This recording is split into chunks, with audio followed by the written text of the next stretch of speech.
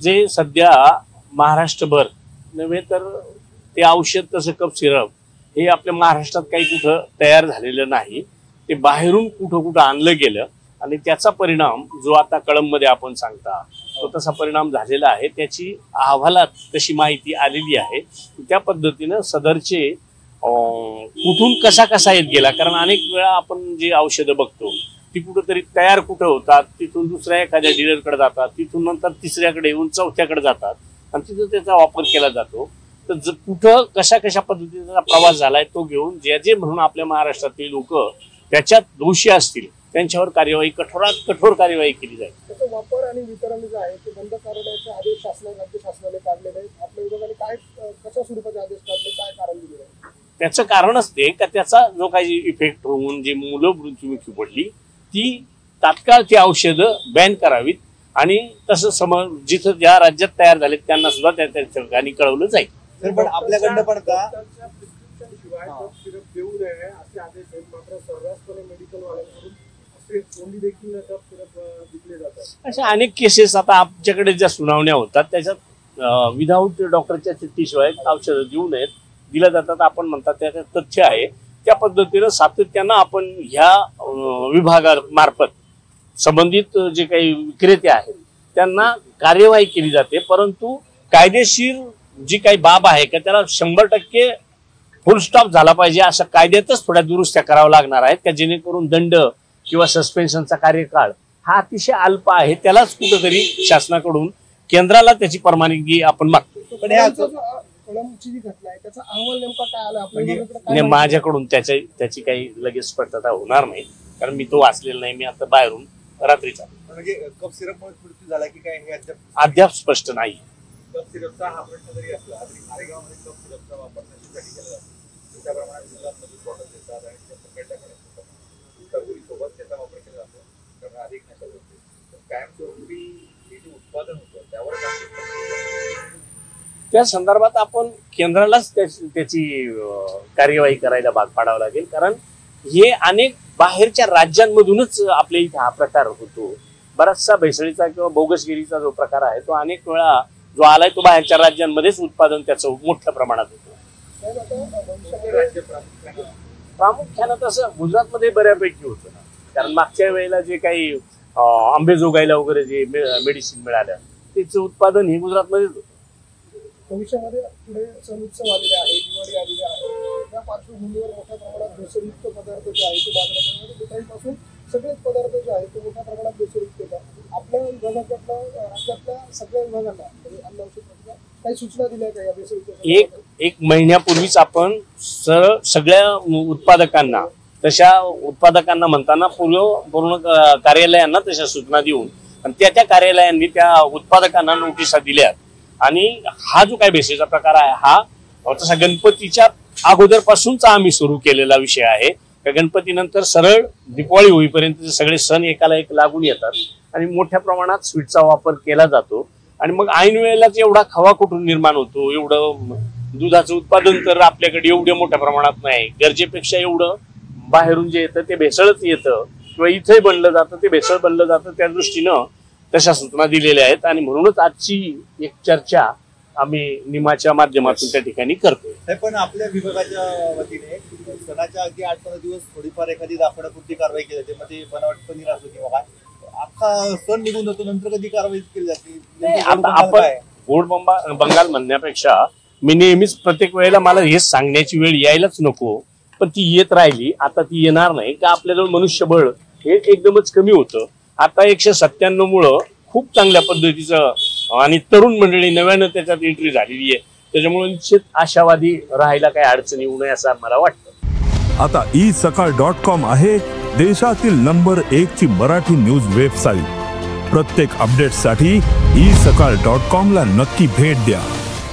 अनेक वेळा स्वीट हलवा असतो किंवा यांच्या लिंक पर्यंत आपण पोहोचतो तर तात्पुरतं पकडलं जातं, मात्र नक्की कोण पुरवतोय काय होतंय हे होत नाही। अनेक वेळा की दूध न वापरता सुद्धा पेढे बनतायत, म्हणजे ते मिळतो 150 रुपयाला, तिथे विक्री होते 750-800 रुपये किलो।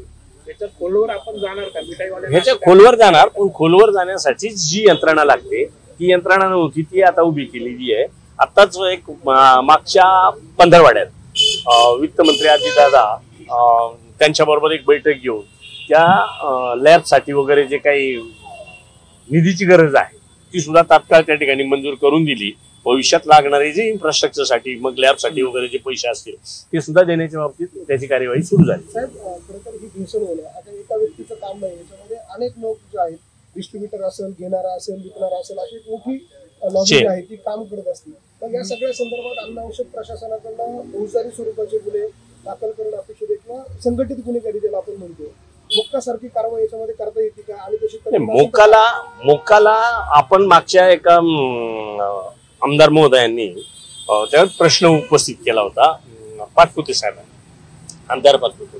त्यांनी हेच, पण मग त्याचे शेवटी आपल्याला केंद्राचेच गाईडलाईन वापरावे लागतात. तर आपण केंद्राला लिहिले का जेणेकरून सातत्यानं सततचा गुन्हेगार म्हणून किंवा साखळी गुन्हेगार म्हणून आणि जीवाशी खेळ आहे तो म्हणून त्याला मोका लागण्याच्या संदर्भात ते मार्गदर्शन मागितले. धन्यवाद.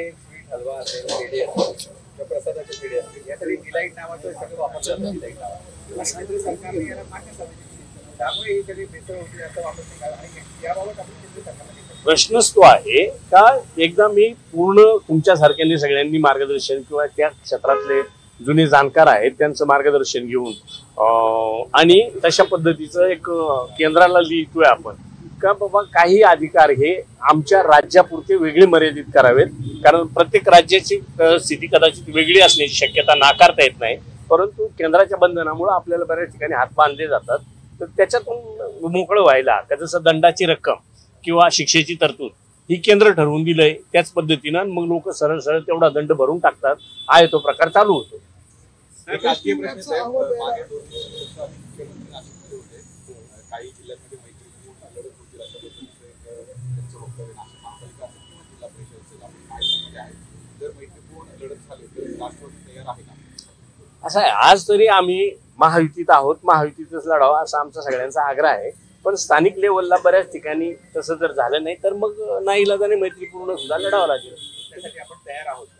तयार आहोत म्हणजे नाईलाजाने तयारी करावी लागेल. कारण कॅन्डिडेट मध्ये सुद्धा तशा पद्धतीनं ते आजपर्यंत पारंपरिक एकमेकाचे विरोधक म्हणून राहिले. आताच महायुती झालेली आहे. काही ठिकाणी त्याचे समज घातला जाईल, तो ऐकला जाईल, काही ठिकाणी ऐकतील नाही ऐकतील भरोसा नाही. म्हणून साठी ती दोन्ही प्रकारची तयारी ठेवावी लागेल.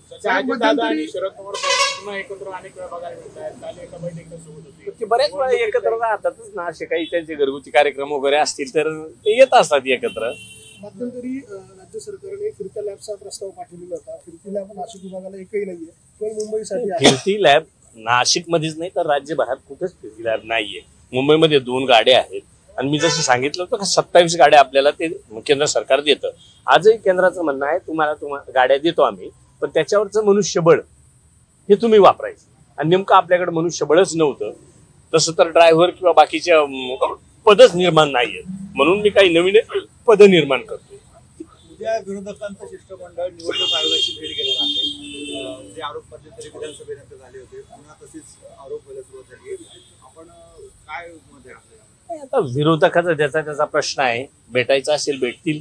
काय आयोग शेवटी आयोग आहे. तो जो निर्णय देईल तो सगळ्यांना मान्य असतो. बऱ्याच ठिकाणी मी म्हणलं ना काही 49% कर्मचारी होते, अधिकारी होते. तर आता जे नवीन मुलं आले त्यांना सगळ्यांना त्याच पद्धतीनं दिलेलं आहे. आता धुळे नंदुरबार मध्ये सुद्धा काही पोस्टिंग दिल्या. आपल्या पक्षाचे आमदार संग्राम जगताप सध्या हिंदुत्ववादी भूमिकेकडे चाललेले आहेत. अजितदादांनी सांगितलं त्यांना सूचना पण केल्या तरी ते ऐकत तो त्यांचा प्रश्न आहे. त्यांच्या जागेवर ते बरोबर असतील. आम्हाला काय त्याच्या बाबतीत बोलायचं नाही. निलंबनाची कारवाई नाही निकाल दिलाय पण कोर्टानं असं सांगितलं नाही का ते निर्दोष आहेत असं. कारण तो सभागृहानंच निलंबन केलेला विषय आहे. त्याला कोर्टानं तसं फार हेरफेर करण्याची हे नसते. मॅटनं दिलंय. धन्यवाद. देश विदेशातील प्रत्येक घडामोडींचे लाईव्ह अपडेट मिळवण्यासाठी आता साम टीव्हीच्या सर्व सोशल मीडिया प्लॅटफॉर्मला लाईक, फॉलो आणि सबस्क्राईब करा. तसंच सर्व नोटिफिकेशनसाठी बेल आयकॉन प्रेस करायला विसरू नका.